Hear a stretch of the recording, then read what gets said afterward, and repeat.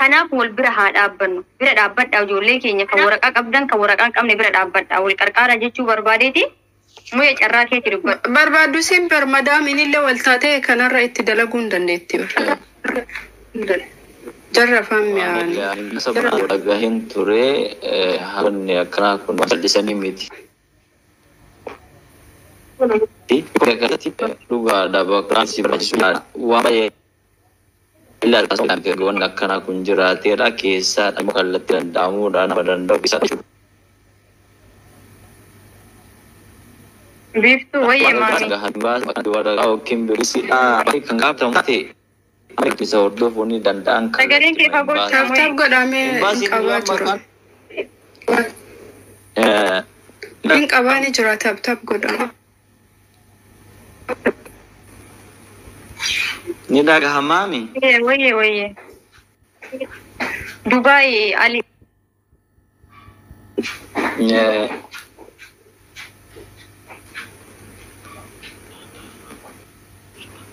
Garuni.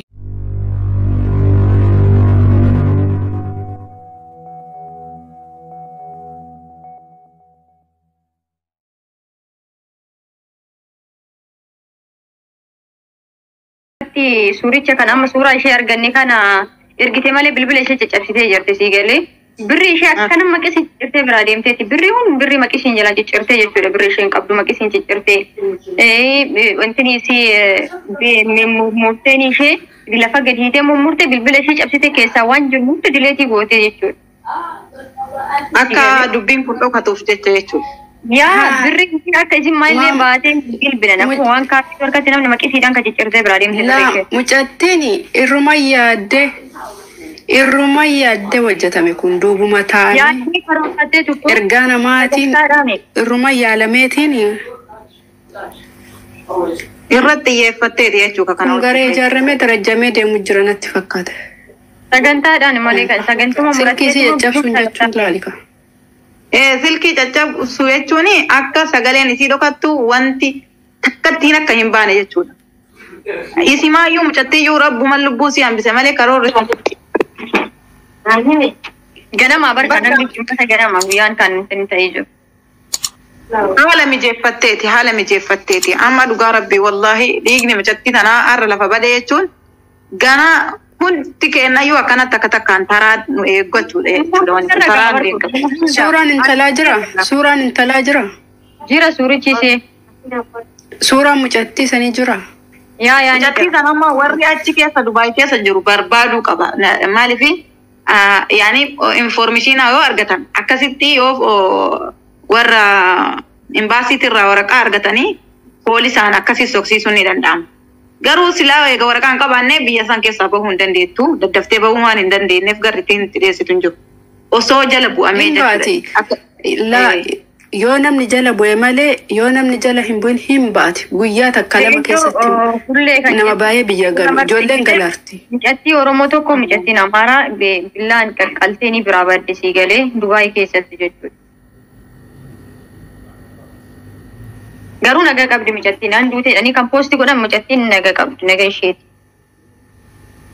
Uummanni keenya kulleen duute jedhanii beemaatiin ishee hin duuteen. Hireetti nu galu jedhanii kan bohaniitiin uummata ijoollee Suudii jirtuu fi Kuweeti jirtutti himatanii boodarraa ni berkaas nurra dhaqqabe maatiin ishee hin duutetti kan bohaa jiru waan nama dhibu keessa jechuudha. Uummanni keenya wallahi mataan qabu. Dhuguma waan ajandaa godhatu dhabee lubbuu namaatiin taphata jechuudha uummanni keenya. Waanuma ajandaa godhatu. Ajandaa barbaadu laayikii ittiin argachuuf jechuudha.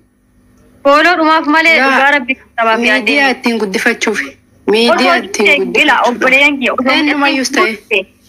Wal qarqaaranii keessaa wal ijaaranii fedhan miidiyaarra wal ijaaranii mucattii kana janaa'iza isii galchanii jirtuun baatee duutuun akkana galtee maatii isiitti fiduu malee dursanii utuu mucattiin jirtu waan taate ishee odoon arge hin duutee jedhanii maatii isheetti himan. Maatiin ishii nagaan biraa baate akkam dhabee maatii nama jiru akkamittiin du'e jedhan duuba. Dhugaa uummanni keenya wallahi waa tokko sargii akkanumaan lafa dhiitoo ta'e malee ilma namaatiif yaadoo namaaf yaade irratti hojjetu biyya fedhallee haa jiraatu maan rakkoon qabu bara. Sagalee ta'uun barbaachisaadha sila. Sagalee uummata keenya kana hunduma nama danda'ee namni of kennu hin dhabamu.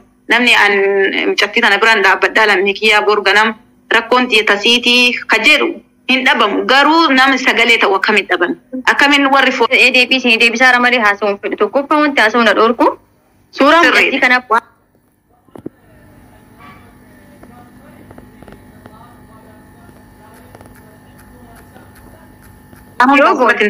jarri duraayyuu boolla qotataniitiin nu ajjeesaa jiranii. Nu dammoo asirratti iyyinee guyyaa lama sadii iyyinee galuu malee furmaanni keenya kan biraa hin jiru.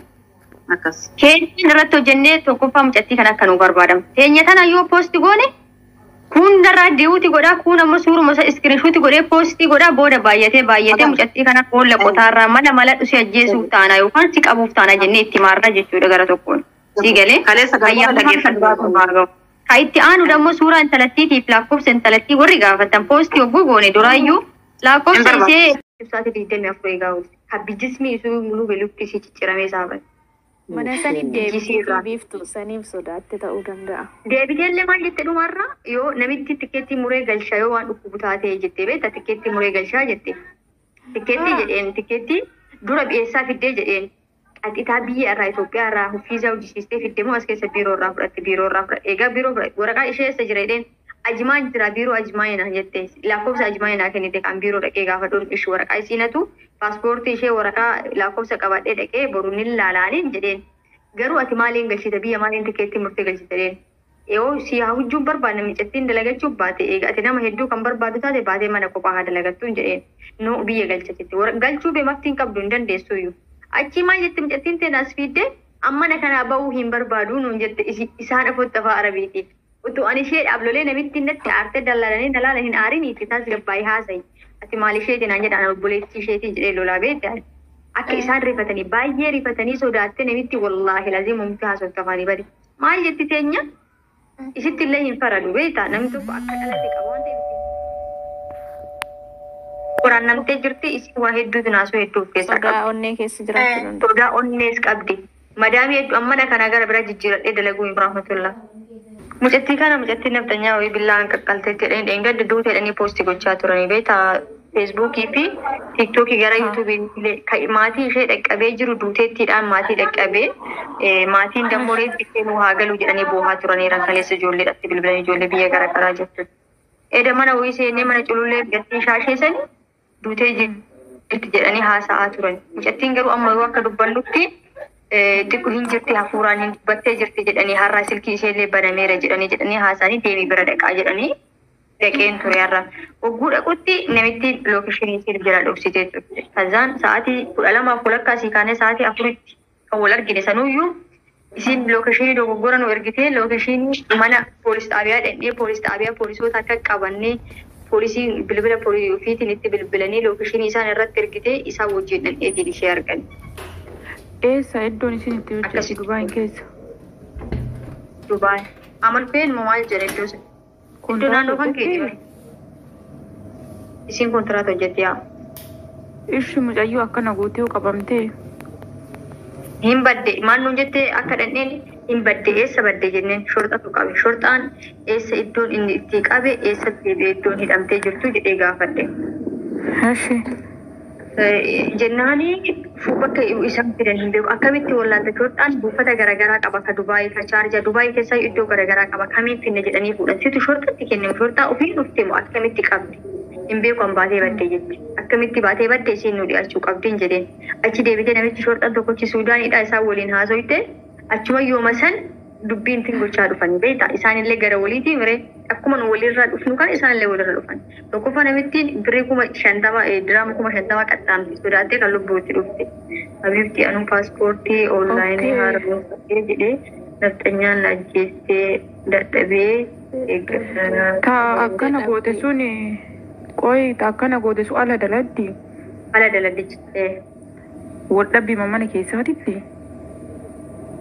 Waa'ee profaayilii jawaariif marroo irraa kaastee galgala wal dhabdee rafanii bakka isheen raftutti gadi hiiteetiin luka ishee algatti harka ishee gadi hiiteetiin mukti ishee akka isheen sochoon achi qalteen. Subhanallah maal jedhaatti ni cartiine? Waan isin Wallaahi billaan. Carqii sana dorgite ergaa eessitti ergaa akka isaati siiteetu. Sana akkasitti rabbiin hin baaseen egaa. Mucayyoo lakkoofsa dalaa qabdi. Lakkoofsi ishee kan tokko kan bira gahee hin gubate yoo bilbiluuf hin gubde isaa hin curte. Yaa Akka gubudha. footoo mucattii takka illee hin qabdu. Footoon ishee illee nu bira hin jira garuu gara keessaatiin kan irratti hojjechuuf taamu malee gara asirra yoo bahee jedhee hin dhoksani mucattii.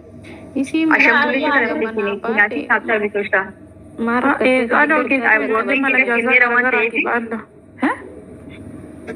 TikTok warning ini kenera na jala gubane shambuliti kan energina. Kotu enu nam to kome shashi appa. Shambuliti energina. Biftu ani enggak. Shambuliti bocah energina sitti TikTokin jala ada. Ada bame jira durayu warning kita jira yang gubane amma kate toma.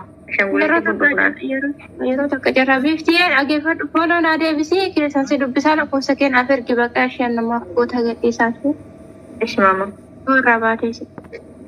Ammoo fooloon naaf deebisii garuu si biraan kennan si barreessee ture fooloo kiyyanarraa hin qabdu nuuf fakkaate. Ni deebiseera kun. Ish. Dubbadhu mama. Rubi. Oi Mari. Dubbadhu. Ishi bakka nama biraa gashadhan sirraa baajatu booda si dawwala shi. Taa'e waan asoo ittoo qabaatee asee adii. Mara baala Sudaani. Assalaamu alaikum warahmatullahi wabarakatuh. Waalaikum salaam warahmatullahi wabarakatuh. Akkam jirtan nagaa. Irra jirra mama. Wallahi rakkoon nama kennaa ofii isaati yoo soo nyaatu diinillee akkana isa nyaata rabbiin nagaa buusu abadan waliin baasinii yaada kana bas akkuma namni of eegu qofaaf himi malee amma beeta isaan sirriitti gurmaa'anii jiranii feetu mallaqa fedhan jissanii intala isaanii biyya sanii baafatan malee rakkoon takka illee irra gahuu hin danda'u. Oromoon waa argufuu nyaachuu malee bu'aa takka hin jiru. Amma mucayyoon teeni sun maal taate?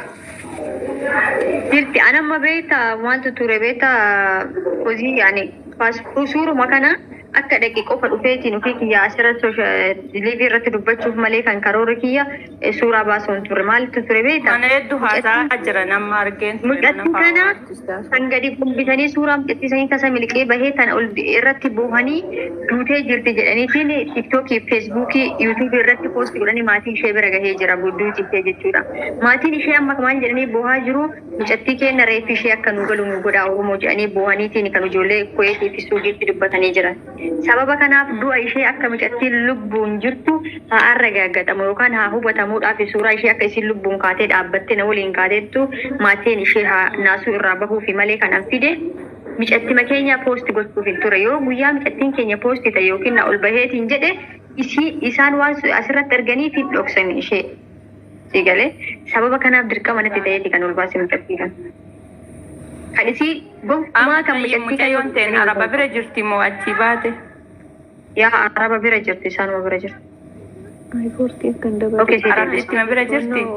Biiftuu sun ala daladdii miti. Sun ala daladdii tun biiroorraa fudhatteeti tan. Nama gariitu furtii akkan dabarre jedha. Qoy warri biiroo maal jedha qofa?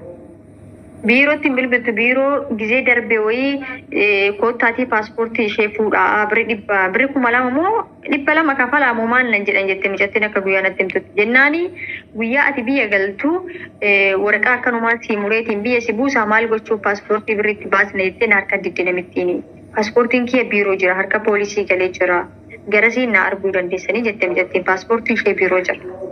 Paaspoortii maal itti godhan indee namni akkana waan akkana kan irratti raawwate dirqama gara seeraatti dhiyaachuu qaba warri biiroo dammoo furmaata wayii godhuufii qaba. Teenyuma tanaa barkan paaspoortii ishee biiroo jiru teenyuma tanaa barkan paaspoortii ishee biiroo jiru. Beekaaraa maaree bar mucayyoon tun iggootii miti tokkoffaa irratti akka keenya alaa miti ka daladdu siigalee ka fudhatamte biiroo irra. Biiroon dammoo ka biyyarraa fide halaafinnata hundaa fudhateeti miti erga halaafinnata kana hundaa fudhate warri biiroo dhageera akkana mucayyoo akkana godhanii mana keessatti tumani.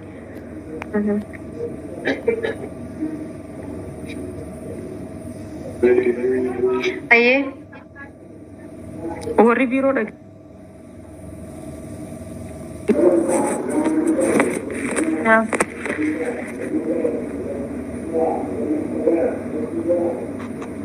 dubbadha. Maaree dubbataa raabar. Nagamu Kisi bahasa sedih bisa jira. kajedhaaru mucayyoon tuni iggoo Habtaan godhame xiimti higgaayee Turkiidha. hojjetti. Dhagaatti mucayyoon tuni iggoo xiimti higgaayee hojjetti biiroo irraa fudhatamte kontiraata katti gaafatamuu qabu warra biirootii fi warra mana kontiraata iddoon isii itti daladdu jechuudha. Hanni mucayyoon dammoo seera gaafatamuu qabdi. Warri biiroo dhaga'ee furmaata irratti fudhachuu qaba malee akkanaan raasama. Ganaa garaa keessaatiin mucayyoo barbaadu osoo hin ta'in warri mucayyoo of biratti galchee mucayyoo ala daladdu tana ta'a. Yakka kana raawwattee haati mana isiin bira daladdu sun barbaaddee fiduu qabdi. Dallaala qabdi mucayyoo abbaan Yaa amma beektaa wanta kana dursaniitiin imbaasii beeksisuu amma nu durumaayyuu beektaa rabbitu nu laaffisee wallaahi laazim malee shorxaa bira dhaquu hin turre osoo mana waajjira poolisii dhaquu hin dhaqini waajjira poolisii osoo hin taane eessa dhaquu turre si galee mana imbaasii Itoophiyaa bakka dhaqnee imbaasii Itoophiyaa irraa waraqaan nu barraahee mana poolisii dhaqnee mana poolisiitii mana isaanii deemuudha. Nu ammoo akkuma ol kaaneen mana poolisii dhaqnee jara qabannee mana isaanii dhaqne. Kun si jammar ta'amuu qabu hundee isiniifillee booda rakkisaadha garuu kana hunda gaafachuu qabu. Mucayyoo seera akka dhiyeessuu qabu. Amma Warra lookishinii biirootiif bakka warra sanii biiroo qofa. fudhattee ati biiftu. Lookishiin inni jira. Lookishiin inni jira amma deemnaan illee gara seeraatiin fiduudha malee balbala isaaniitti deebi'uun maal nu barbaachisa. Garuu Balbala isaaniitti deebi'u miti mucayyoo biiroo irraan fudhatamte yoo kabeettani warra biiroo sanitti himu mucayyoo yakka kana hojjette dammoo seeratti dhiyaachuudha. Yakka kana ka hojjette maadaamiin hin beetti. Erga maadaamiin beette yemmi 50,000 miti miiliyoon maa hin qaxxaamne. Mucayyoo eega kanarratti raawwattee maadamitti yeroo fudhattu intalatti dallaala beetti namumarraan fudhatte malee mucayyoo tana raasaa qabattee hin galleen. Si galee kana waan ta'eef maadaamiin mucayyoo san barbaaddee fiduu qabdi warra biirooti himuu qabdan warri biiroo mucayyoo alaa miti ka daladdu osoo kontiraata daladdu ganaa namni keessaan itti akkana ta'uu hin ulfaata.